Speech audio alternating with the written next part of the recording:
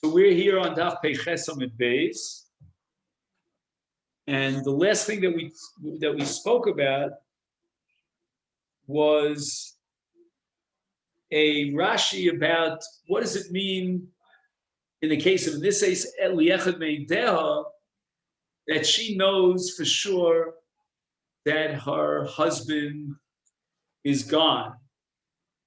She's absolutely worried. She's certain that her husband died. And there was a Rashi in Masechet Yevamot that seemed to define it in terms of Ein Liba Nokfa. So the last thing that we mentioned was the Brisker Rav. And he suggested the following. The Rambam Shita in Hilchas Tumas Mes, Periktes, is that Safek Doraisa L'Kula and Safek Doraisa L'Chumra is only D'Rabbanan.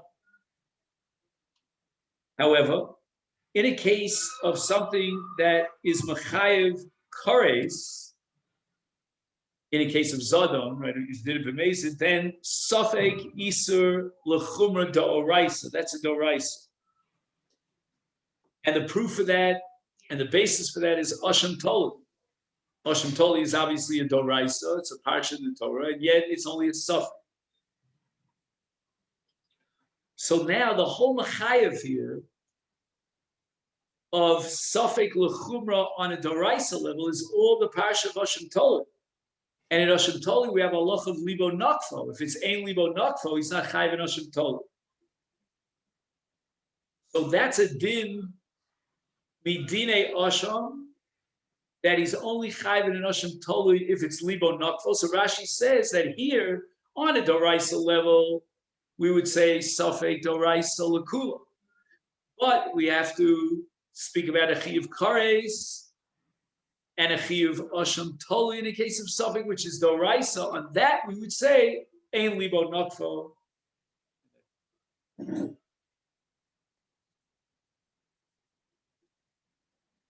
Now, if you recall from yesterday's discussion, just to review, there's a Shita Rabbi Nachum Rabbi Yossi that if the second pair of Eidim who testify that her husband is alive came into Bezdin to give that testimony, and then she went ahead and got married, then in this case, Teitze. Only in a case where there was one pair of Eidim in Bezdin when she went out to get married that said that her husband died, and after she got married to a second husband, now two Eidim come in to testify that her husband is still alive. That's where even Rabbi Nachum Rabbi Yossi would admit that Ein Chayav Lotzitz. We don't apply the principle of Teitze. Harezu lo Teitze. Now, we're going to try to understand the logic of Rabbi Nachum Rabbi Yossi. Ma tam, this is on the bottom right of page test, if you have that. Right? Let's see what pages I can give you here. This is that test. Only goes up to the side. Ma tam hachiluk bein niseis yakak bo edim leniseis achrei ha'edus.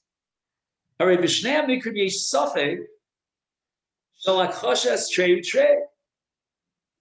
Not only that, Adarab, the mikra shebo edim yakak niseis yesh la mina yoser li nosei liechad meideh shehi medayekes yoser kemet sheyesh shnei edim negda shebai lachai.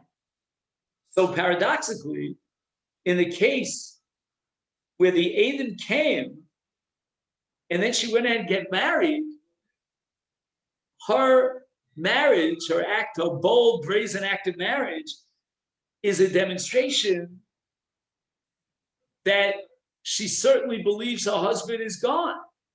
And again, she marries one of her Eidim who testified that her husband is gone. So if anything, it's dafka in that case where the two pairs of Eidim came in first and then she got married to one of the two Eidim, right? That's the case where we should say lo teitze, because she is demonstrating to what extent she's absolutely convinced that her husband is gone. In the Dayekis Yosef, maybe she has to be even more careful to be totally convinced that her husband is gone in the light of the fact that two Adam have already testified that her husband is alive.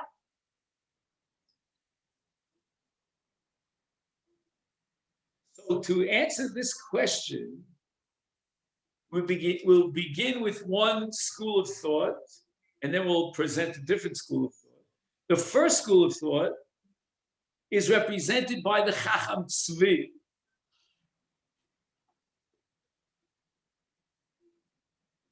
And he says the following.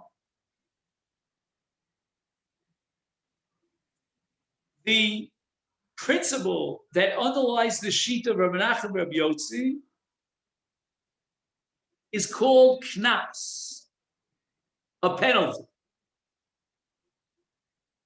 Because once the second pair of Adam came in, she had no right to get married. She's in a suffix situation.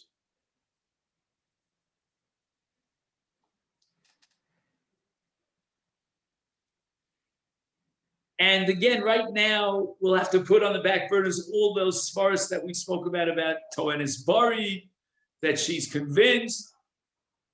According to Rabbi Nachman Rabbi Yotzi, we're not going to rely on her evaluation of the situation and the fact that she's absolutely convinced. We have two Eilim testifying that her husband's alive.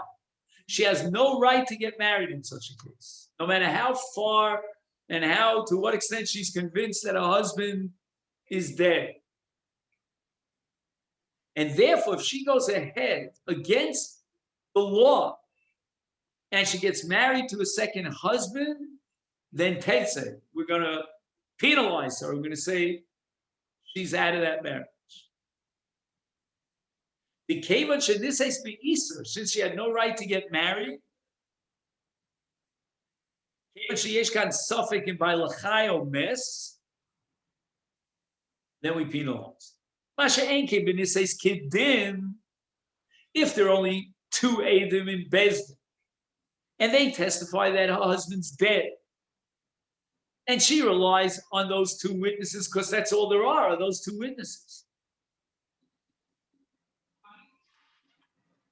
The two witnesses that testify that her husband's alive have not yet come to Bezdin, so she went ahead and got married. Why not? It's exactly what we tell her to do. She doesn't deserve a knas, and therefore Rabbi Nachman Rabbi Yossi says in Niseis Lo Teitze. So that's one school of thought.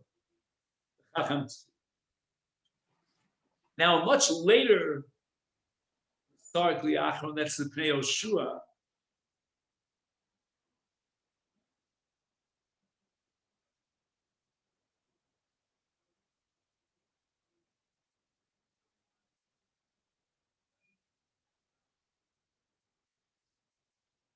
He was the Rav in Frankfurt. He has a different approach.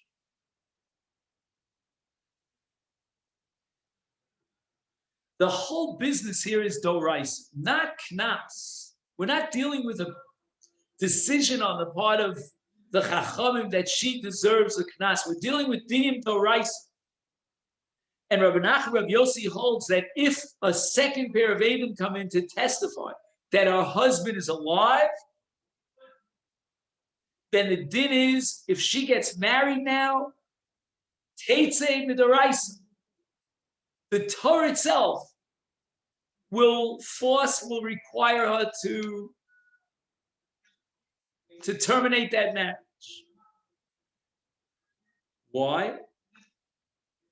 Because Rabbi Nachman Rabbi Yossi holds that Treim Trey is a Sveika Dirabanan. It's a Chumra Dirabanan. On a Deraisa level, we rely on the Chazakah.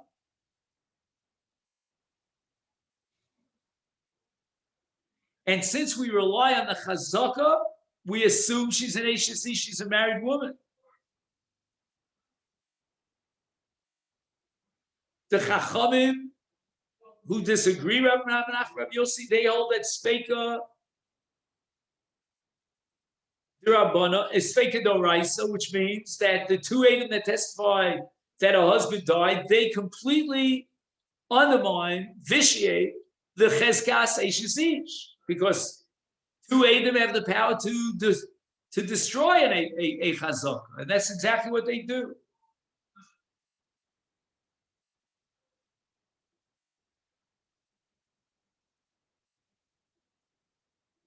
And the Rabbanan might hold that even if you would hold that Trey fake the Rabbanan and the Torah relies on a chazaka basically, but in this case the Torah would not rely on the chazaka basically because of daika uminsava, because we rely on the fact that she checked it out, she did all the research, and she's totally convinced, and we are convinced that her husband is dead. Therefore, in this case, Lotetze, even after the two Eidim testify that her husband is alive.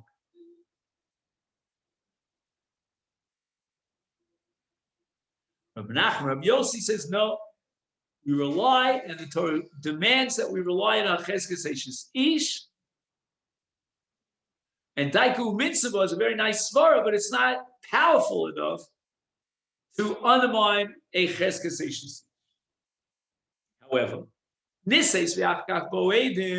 she got married before the Eidim came in to testify that her husband is alive, Moda Rabbi Nachman Rabbi Yossi L'chacham Shlo Teitze. Why is that? I mean, after all, if you're telling me Trey is a fake of the Rabbanim, the Raisa, we go back to the Cheskas Eishes Ish, and we don't rely on Daiku Mitzvah to undermine the Cheskas Eishes Ish. So what difference does it make if she already got married? We now have another two pair of Eidim that say our first husband is still alive. Says the Pnei Yoshua, Evan Shenises, Yotza Micheskas Eishes Ishallah. Unbelievable. There's a power, a halachic power, inherent in the marriage to the second husband to undermine the chazakah. All of Rabbi Nachman Rabbi Yossi's sheet is based on chazakah. And therefore, if the two Eidim that testified that her husband is alive came before she got married, we have to rely on the cheskas eishes ish. And therefore, we're going to bust up the second marriage. But if she got married before the second pair of Eidim came in, then the second pair of Eidim do not have the ability, through their Eidos, to resurrect the Cheskas Eishes Ish from the dead. The Cheskas Eishes Ish is gone and buried. What destroys the Cheskas Eishes Ish? Her marriage to the second husband. The Ka'es li'achar sheboa Eidim shebayla chai he besafek, but lelo Cheskas Isur. When the second pair of Eidim come now, subsequent to her marriage, they create a suffix, but it's a suffix without a Cheskas Eishes Ish. Therefore, Rabbi Nachman Rabbi Yossi agrees that misafik lo teitze, we're not going to bust up the marriage because of a suffix.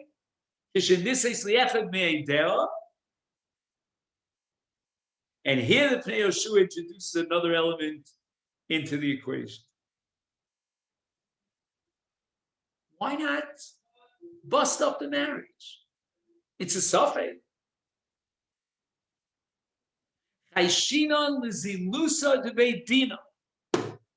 Once the first pair of Eidim came in, they now give her a horas heter. The Bezdin now rules that she can get married. And the Dayanim of the Bezdin will be beside a Kedusha for a second marriage. And now you're going to go ahead and bust up that marriage? I mean, if you're sure that she's an Eishes Ish, that's one thing. But in the case of Safek, you're playing with fire over here because people are going to say, what kind of Bezdin is this? Yesterday, you told her to get married. This morning, they officiated at her marriage. And they danced at her wedding. And they recited Sheva Brachas. And now two Eidim come in and say, oh, your husband's still alive.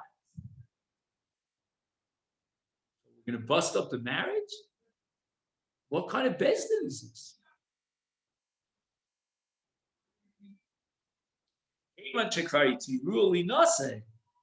V'ka'et osrimosov. Now they're going to take the initiative and say she's asura. That would be an undermining of the kavod of Bezdin. It would be a zilusa, a zilzul in Bezdin. How do you translate the word zilzul into English? The opposite of respect. I don't know, disrespect.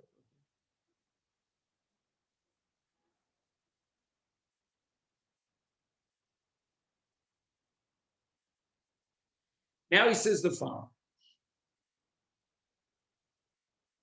If we assume that trey is a sveka derabanan, and on a doraisa level, ukmila cheskas eishis ish. And we're saying that what?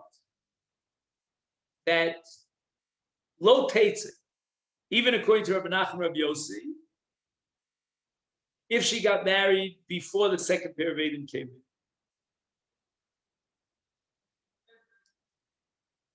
So what did we say until now?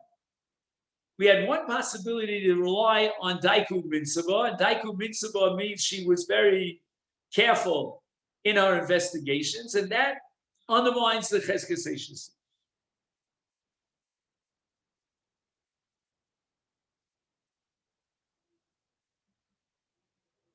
So the question is, Yesh lo shnei eidim hamasayim lo. She has two witnesses that support her position, that her husband died. The Einat Tzricha, Sharei Einat Chosheshes B'shas Ta'anosa, Shekinsua v'yachmiru aleh yavo aleh.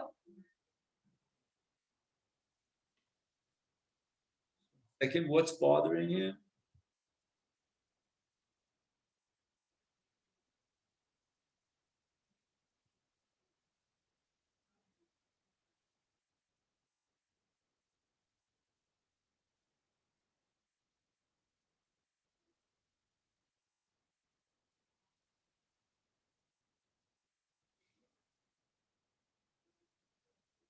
Let me just read it one more time, because now I thought I understood it.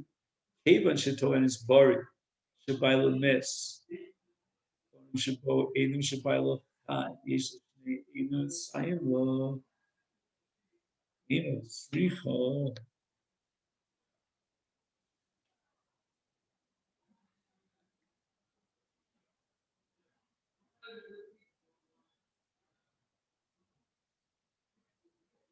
I think I understand what he's asking. Let me just try it.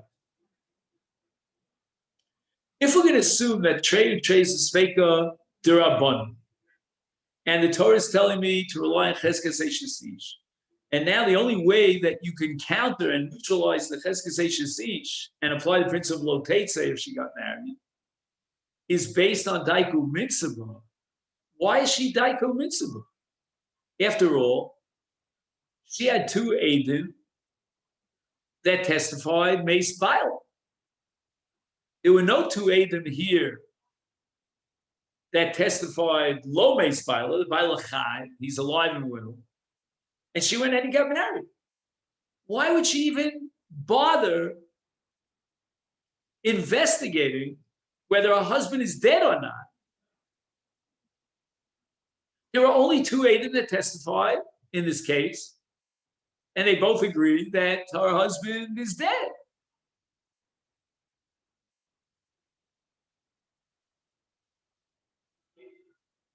Now, we established, if you recall, this is already a week ago, that Daiku Mitzvah is based on the fact that she's afraid of the repercussions and of all the knossos. You know, Teitze she was super from this one and from that one.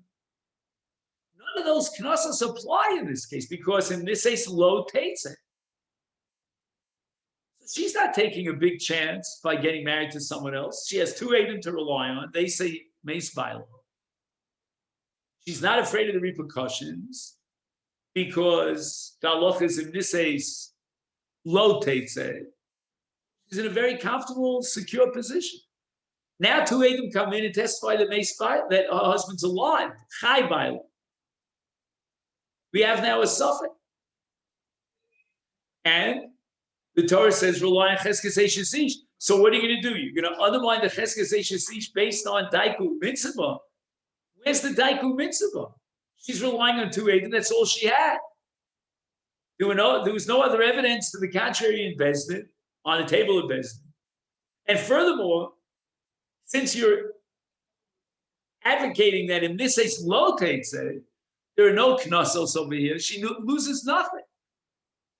So why believe her based on the fact that she doesn't want to take any gambles and set herself up as vulnerable to all these terrible knossos? But in this case, there is no repercussion. There are no knossos. In this case, low takes it. And now you're holding that trade is the fake of the Rabbanan, and Midaraisa, the Torah tells me and requires that I rely on Cheskes Shesish. So how are you going to bust up the Cheskes Shesish? Where's the Daiku Mitzvah to undermine the Cheskes Shesish?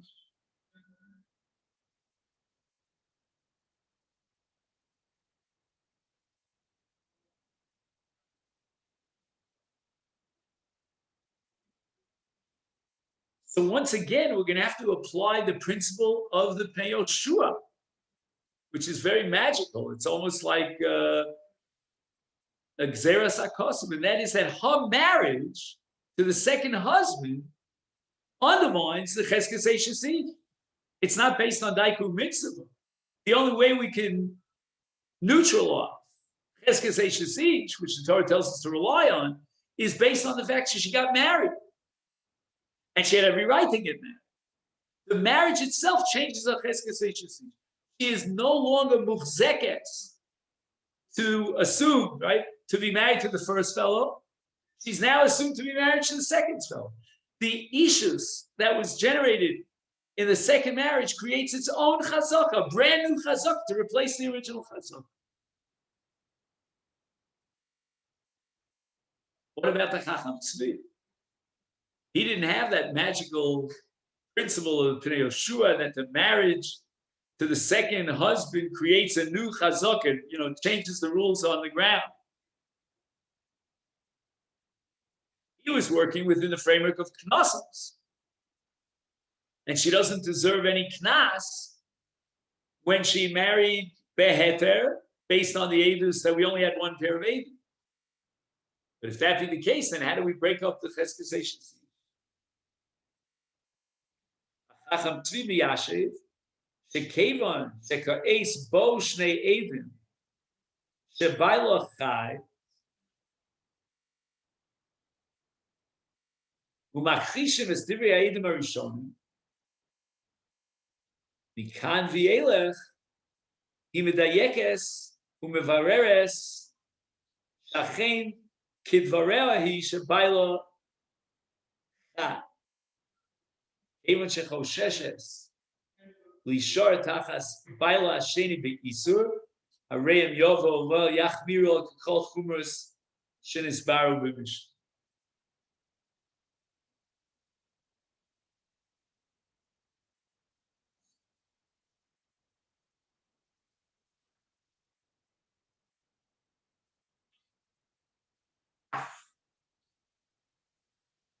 The Chacham Tzvi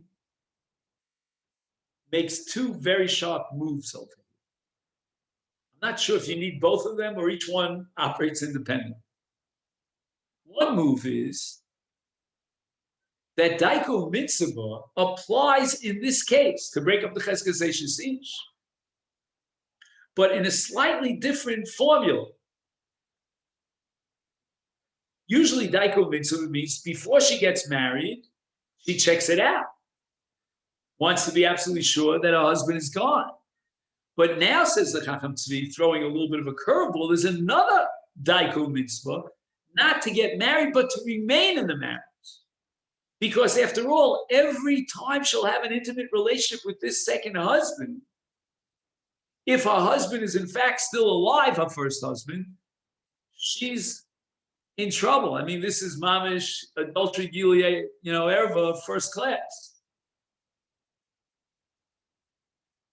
That's one brilliant, how should I say, change of the rules of the game that the Chacham Tzvi is presenting. But now he has another point. And now he says that once the second pair of Eidim come in, and we have now a chazaka, and it's trade, Speaking the Rabbana, which means on a deraisa level, we fall back and rely on the chazaka. Now, we're going to introduce the knasos. We're not going to break up the marriage that she went ahead and she got married based on the heter because it was only two pair of eight. But from now on, that it's trade, we're going to say to her, be careful.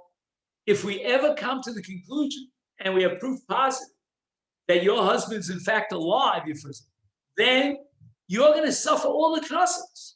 You're not going to be able to go back to your first husband. We'll bust up the marriage to the second husband. You'll lose the ksuba from the first, from the second. And now the Chacham Tzvi has two reasons to explain and justify in the case where she got married before the second pair of Eidim came in. Even according to Rabbi Nachman and Rabbi Yossi, she's allowed to remain married to the second husband. Even though trade fake the Rabbanim, we say that we have a cheskes HSE. And one answer is because it's daiku mitzvah. She has daiku mitzvah on the subsequent relationships that she has with her second husband, any intimacy. And number two, there's going to be daiku mitzvah because she's afraid of the knasos, because we're going to reinstitute the knasos. We waived those knasos when she got married to the second husband because we didn't have the evidence of the second pair of Eidim. Now that we have the evidence of the second pair of Eidim, we're going to reapply and institute the knasos.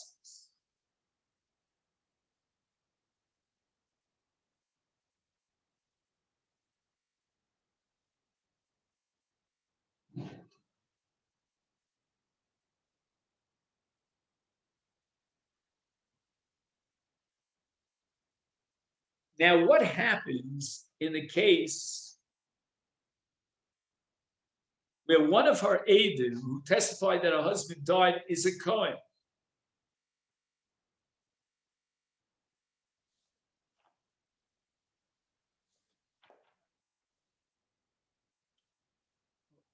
Okay, I see we don't, so we'll just keep it going for another 2 minutes so that we know where we're up to for tomorrow.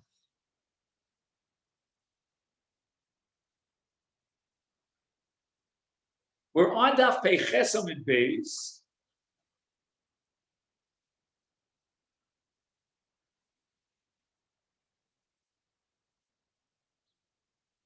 And we learned Masiv Rav.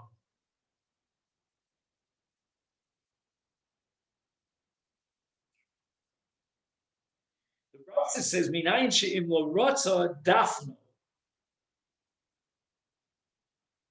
So we're talking about a Kohen, and he's not allowed to be mitame himself to Mesim.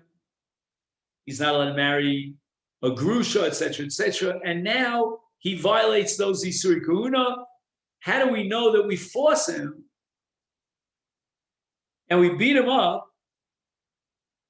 to be porish min atuma or to divorce his wife? Talmud Lomar v'kidashto bal korch.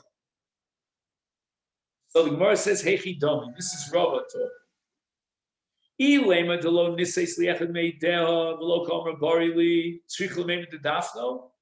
about the fact that he's a Kohen.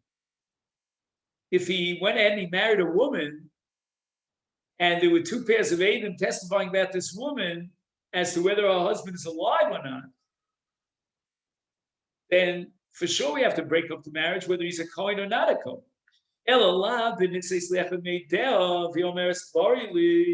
It must be a case where she gets married now to one of her witnesses, and he happens to be a Kohen, and she says Barili, he says Barili, and she says Barili. Ukitani Dafno, and yet the Brisa tells me that we force him to divorce her, and that we derive from the pasuk V'kidashto Almo Mafkina Lamine. See that we break up the marriage from the second Baal, even though she married one of her Adim, and she's Toenis Barili, we nevertheless break up the marriage. Now, Rav says that in the case where she married one of her witnesses and she's Toenis Bari, lotates. So the Gemara answers, Isur Kahuna Shiny. That the Rabbanan were more machmir in the case of a Kohen, here this done, in the case of a Kohen, and they're not going to rely on the aidus of the Kohen himself, together with another aid, and the fact that she's Toenis Bari, against two Aiden that testify just the opposite, that her husband is alive and well. But from the fact that in the case of a Kohen, we're going to force him to divorce her, that doesn't prove anything with regard to other cases where there's not a Kohen involved. The Ibois Ema, my Dafno be Adim, which means that before she marries the Kohen, and there's a chiyuv of kidashto, Bezdin is required to look carefully and try to see if there are any other witnesses in this case. Perhaps they'll find witnesses that her husband is alive. And that would be a testimony that contradicts the original testimony. So all this is going on before she married the Kohen, the aide. If, on the other hand, she already got married to him, and he is obviously claiming that he knows the husband is gone, she's claiming Toenis Bari, that she knows the husband's gone, then lo tetzeh. So this whole halacha of Dafno is a halacha that we ask the marriage, we delay the marriage, we require of the Kohen that he should not get married until after we check it out. And we'll see, maybe we can come up with a second pair of Aiden. If on the other end the Kohen went in and he got married to her, then lo tetzeh. Ibois Ema. Another answer is Kishabo Edim Viachach Nises. Rabbi Nechem Bereb Yossi. We're talking about a case where the second pair of Edim already came into Bezdin. They already testified that her husband is alive. And according to Rabbi Nachman Rabbi Yossi, in such a case, we break up the second marriage because she cannot get married if the second pair of Edim already came into Bezdin. Now, what does that have to do with the Kohen?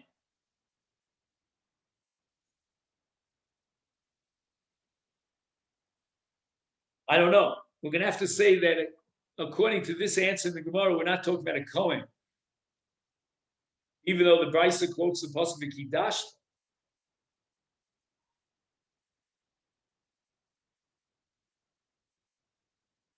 And what we're up to now is Rav Ashi. So let me.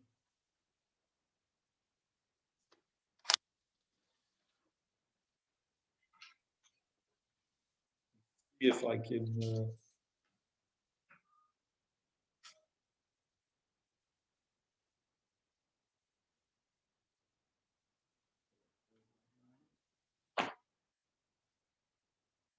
Rav Ashi is the third of the white lines, right? So let me just, you don't have to wait for me, but I have to find this and make a note that we got up to